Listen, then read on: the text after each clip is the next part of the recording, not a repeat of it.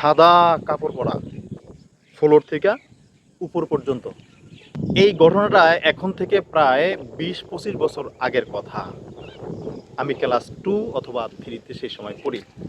লিল্লা বোর্ডিংয়ে মাদ্রাসা, বৃহস্পতিবার ছুটি, সকল ছাত্র ছাত্রীরা সবাই বাসায় চলে গেছে। আমার বাড়ি অনেক দূর, আমার পক্ষে আর বাসায় যাওয়া সম্ভব নয়। বৃহস্পতিবার রাতে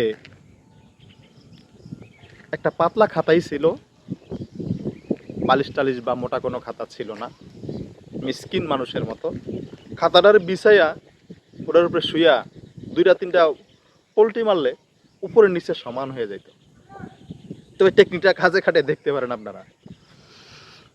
তো একদম খাতাটারে পেঁচাইয়া শুয়ে রয়েছি। রাত্র ওই সময় হয় আনুমানিক 12টা অথবা 1টা বাজে। প্রচণ্ড মুতু ধরছে ভাই, বুঝছেন। এখন আমি একা মাদ্রাসায়, বড় হুজুরের বাড়ি মাদ্রাসার পাশেই, মাদ্রাসার লগি মসজিদ। আসল ঘটনার সামনে না শুনলে বিশাল মিস করে বসবেন। উঠলাম, হারিকেন জ্বালাইয়া পেশাবখানায় গেলাম। পেশাব করিয়া মসজিদের সামনে লগা উজুখানা, মানে ঘাটলা, পুকুরে উজু করতাম।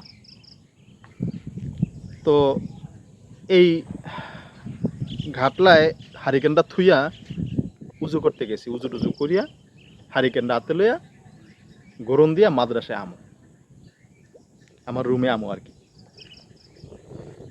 তো যখনই আমি উজুটা করিয়া ঘাটলা থেকে উপরে উঠলাম, আমার চোখ গেছে মসজিদের ভিতরে,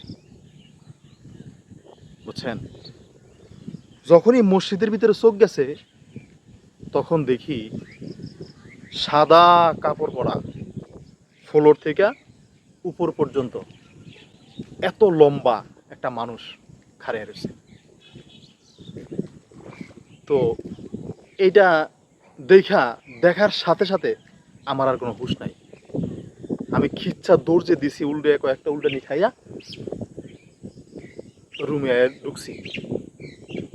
রুমে ঢুকে দরজা মরজা ঠাসঠুস করে আটকে যায় যে হুইছি, ওই খেতে ফাঁসিতে সারা রাত আর কোনো ঘুমায় না। মানে একটু শব্দ হয় আর মনে হয় যে কে জানি আমার রুমে এলো, আমার জানি কে ধরলো, বুঝছেন।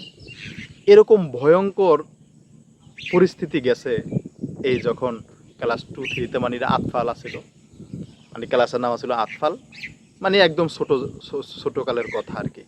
তো আপনাদের সাথেও কিরকম কোনো ভয়ঙ্কর ঘটনা ঘটছে কিনা একটু কমেন্ট করে জানাতে পারেন।